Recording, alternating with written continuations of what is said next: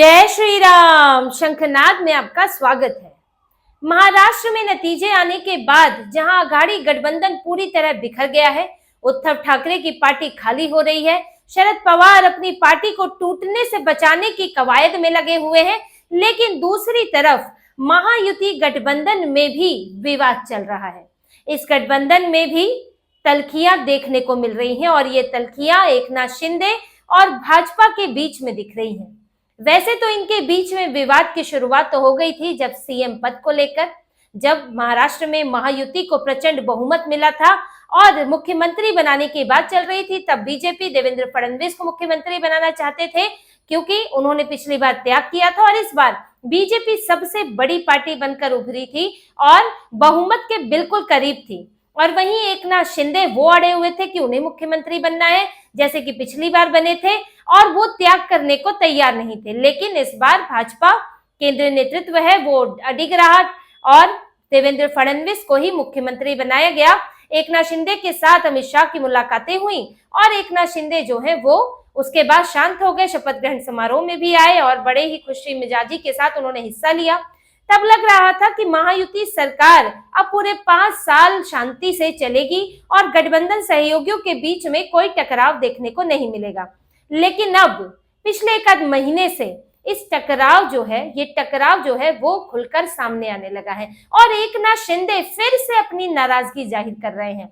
ऐसा लगता भी है, ऐसा कहना भी है कि इनके उनसे जुड़े लोगों का कि एकनाथ शिंदे सीएम वाली बात से तो उनकी नाराजगी पूरी तरह खत्म हुई नहीं थी और अब वो कुछ और बातों को लेकर भी नाराज हैं और इसे वो बार बार जाहिर कर रहे हैं। जबकि इस गठबंधन में देवेंद्र फडणवीस को अगर देखें तो वो समन्वय बनाते हुए दिख रहे हैं और एकनाथ शिंदे वो रोड़ा लगाते हुए दिख रहे हैं। एक गठबंधन में जहां 3-3 दल हैं वहां कुछ समस्याएं तो होनी है। ऐसा नहीं है कि सब बातों पर एक जैसी राय सभी की होगी क्योंकि सबके अपने मंत्री हैं, अपने नेता हैं और अपनी जिम्मेदारियां हैं, पार्टी के प्रति भी हैं। लेकिन जहां फडणवीस और अजीत पवार के बीच में कोई तल्खी नजर नहीं आ रही है, अजीत पवार बिल्कुल शांत तरीके से काम कर रहे हैं। ऐसा नहीं है कि उनकी तरफ से जबरन कुछ मांगे की जा रही हैं, अड़े हुए हैं, अड़ियल रुख अपना रहे हैं। लेकिन एकनाथ शिंदे बार बार ऐसा ही रवैया अपना रहे हैं और अब ये 2-3 बार उन्होंने इस तरह की चीजें की हैं जिससे कि अब गठबंधन में दरार पड़ती हुई दिख रही है। एकनाथ शिंदे समीक्षा बैठकों से गायब हो रहे हैं, फीडबैक बैठकों से गायब हो रहे हैं, वॉर रूम मीटिंग में नहीं आ रहे हैं और यहाँ तक कि देखा देखी उनके कुछ मंत्री भी नहीं आ रहे हैं और ऐसा उनके व्यवहार से लगने लगा है कि वो पैरेलल सीएम की भूमिका निभाना चाहते हैं। उन्होंने क्या क्या किया है ये तो बताऊंगी आपको, लेकिन इस तरह का उनका उनके नेताओं का व्यवहार है जो कि पिछले गठबंधन में भाजपा का नहीं था, ना ही एकनाथ शिंदे की पार्टी का था। इस बार ये बाहर निकलकर इस तरह की बातें कर रहे हैं, ऐसे बयान दे रहे हैं जिससे कि लगता है कि ये गठबंधन से खुश नहीं है। जबकि पिछली बार ऐसे बयान भाजपा के नेता नहीं देते थे, एकनाथ शिंदे को पूरी तरह स्वीकार किया था। लेकिन इस बार जब एकनाथ शिंदे ही फडणवीस को स्वीकार नहीं कर रहे हैं तो उनके नेता भी नहीं कर रहे हैं और एक ऐसा माहौल बनाने की कोशिश हो रही है बाहर जिससे कि भाजपा ही एकनाथ शिंदे को बाहर जाने के लिए कह दे, क्योंकि दोनों में से कोई भी गठबंधन से निकलने का अपने ऊपर वो इल्जाम जो है लेना नहीं चाहता, अपने ऊपर ठीकरा नहीं फोड़ना चाहता। भाजपा हो चाहे एकनाथ शिंदे हो, वो चाहते हैं कि या तो एकनाथ शिंदे खुद निकल जाए, एकनाथ शिंदे चाहते हैं कि उन्हें भाजपा निकाल दे ताकि बाहर जाकर हम ये कह सके कि नहीं, हमें तो देखो निकाल दिया गया, हमारे साथ धोखा हुआ। ये बात इसीलिए एकनाथ शिंदे जो है वो बार बार उनकी तरफ से इस तरह का व्यवहार भी हो रहा है और उनके नेता भी ऐसे बयान दे रहे हैं, या फिर एकनाथ शिंदे और ज्यादा नेगोशिएशन चाहते हैं कि मैंने सीएम पद मुझे नहीं दिया गया तो मुझे और मेरे मंत्रियों को और भी ज्यादा चीजें दी जाए। लेकिन एक गठबंधन है, उसके अंदर 3-3 पार्टियां हैं तो किसी एक को सब कुछ तो नहीं दिया जा सकता, बंटवारा तो बराबर ही होगा और इस हिसाब से भी होगा कि आपकी पार्टी कितनी मजबूत है, कितना बेहतर प्रदर्शन कर पाती है। लेकिन एकनाथ शिंदे जो है वो अपने अड़ियल रुख पर अभी डटे हुए हैं और देखिए पिछले कुछ दिनों में उन्होंने क्या किया जिससे कि ये रवैया जो है, जिससे कि ये टकराव जो अंदरूनी तौर पर था, जो लग रहा था कि शांत हो गया है, वो फिर से दिखने लगा और यूबीटी को भी कहने का मौका मिल गया, प्रियंका चतुर्वेदी को कहने का मौका मिल गया कि वैलेंटाइन मंथ मना रहे हैं एकनाथ शिंदे और फडणवीस, क्योंकि उनका जो है इशारा था, उन्होंने कटाक्ष किया था कि इस महीने जिस तरह की चीजें हुई हैं उससे दिख रहा है कि इनके बीच में कितना प्यार है।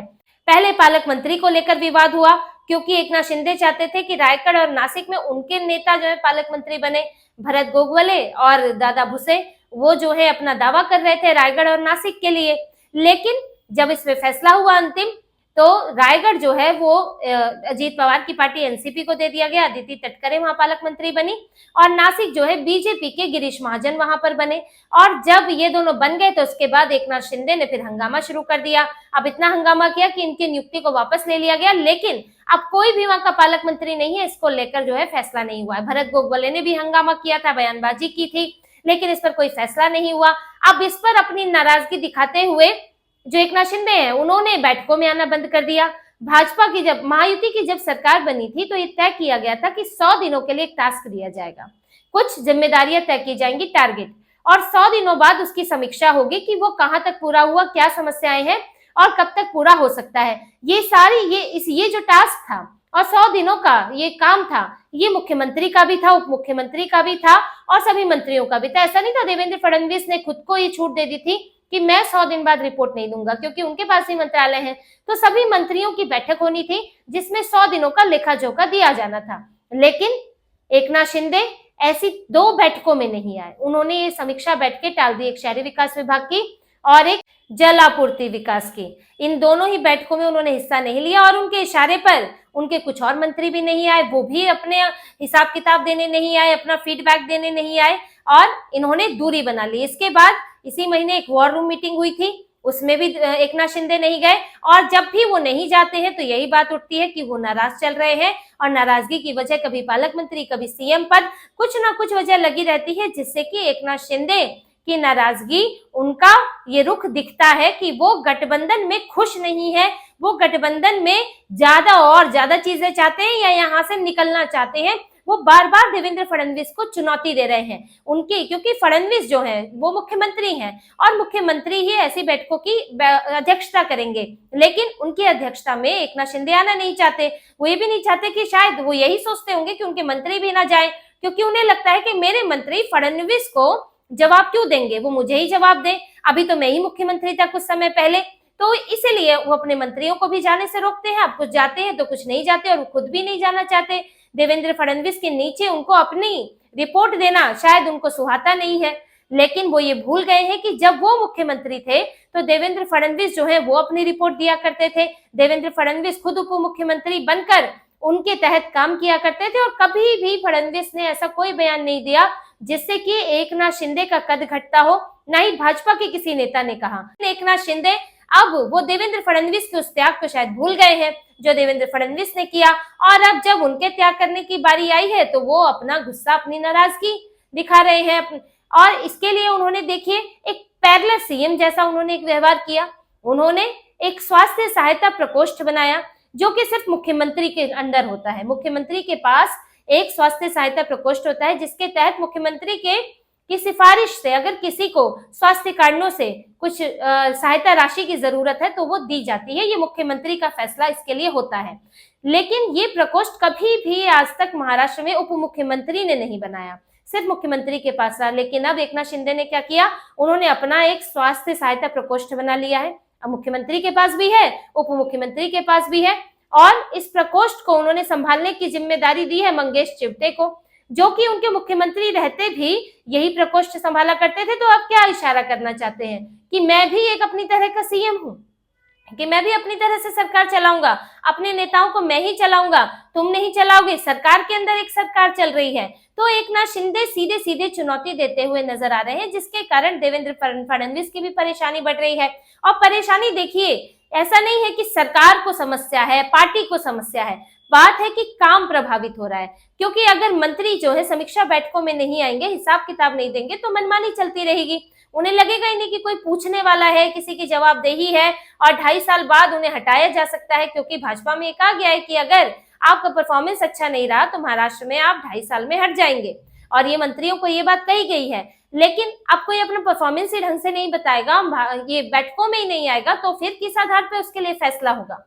तो ये समस्या देवेंद्र फडणवीस के सामने आ रही है। और दूसरी तरफ देवेंद्र फडणवीस बहुत एक्टिव है, वो इस वक्त विकास कार्यों को लेकर और महाराष्ट्र में जो वादे किए गए हैं उसको पूरा करने के लिए सुपर एक्टिव तरीके से लगे हुए हैं, और केंद्र का भी उनके ऊपर दबाव है कि जब इतना बड़ा बहुमत मिला है, 132 सीटें, वो भी ऐसे समय में जब उनके सामने एक ऐसा गठबंधन था, आघाड़ी जैसा गठबंधन, जो लोकसभा में बहुत अच्छा प्रदर्शन जिसने किया था और भाजपा पर कई आरोप लग रहे थे, टूटी हुई शिवसेना थी उनके पास, आधी शिवसेना जो है उधर थी।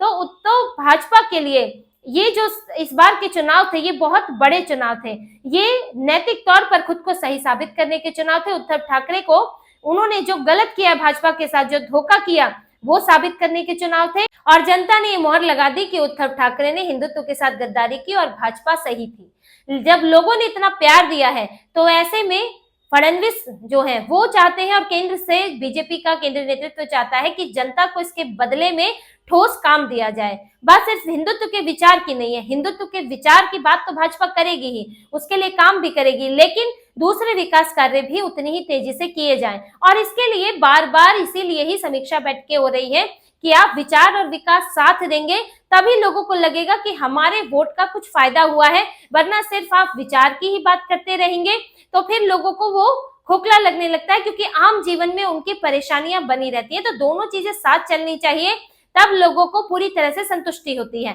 इसीलिए ये भाजपा केंद्रीय नेतृत्व और राज्य नेतृत्व और साथ में अजीत पवार भी जो बिल्कुल शांति के साथ चल रहे हैं कि हाँ, मैं एक उप मुख्यमंत्री हूँ, छोटी पार्टी, मेरी पार्टी छोटी है तो मुझे एक बड़ी पार्टी के तहत शांति से चलना चाहिए, संतुष्टि के साथ चलना चाहिए, इस पर चल रहे हैं और काम कर रहे हैं। वो अपने मंत्रियों को लेकर आते हैं समीक्षा बैठक में, लेकिन एकनाथ शिंदे का अलग ही सुर है।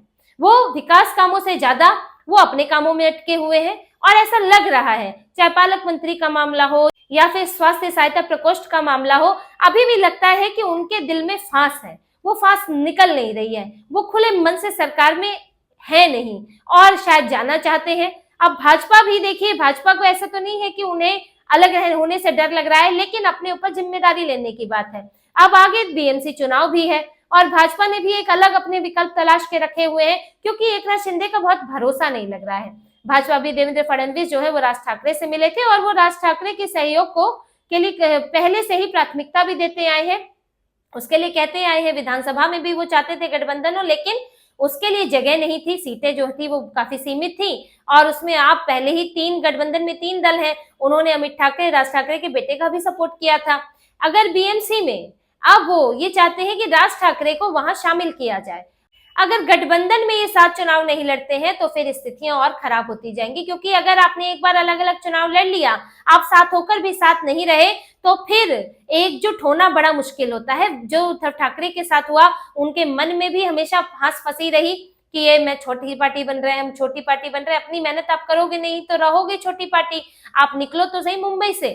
तो वही बात अब एकनाथ शिंदे के मन में उनको भी लग रही है। क्या वो, ये तो आने वाला वक्त बताएगा कि वो उद्धव ठाकरे के रास्ते पे चलना चाहते हैं कि वो दूसरा रास्ता अपनाना चाहते हैं। उनकी अपनी स्थिति, भाजपा के बिना तो उनकी स्थिति कमजोर तो है ही, और उधर उद्धव ठाकरे भी बैठे हुए हैं। एकनाथ शिंदे के ऊपर भी है कि वो गठबंधन को किस दिशा में ले जाना चाहते हैं, अपनी क्या स्थितियां चाहते हैं और उन देवेंद्र फडणवीस के साथ वो किस तरह आगे फिर समन्वय बनाते हैं या फिर एक अलग रास्ता अपनाते हैं। तो इसी तरह की और खबरें और विश्लेषण आपके लिए लाते रहेंगे। हमसे जुड़े रहिए, सब्सक्राइब कीजिए, कमेंट कीजिए। बहुत बहुत धन्यवाद। जय श्री राम।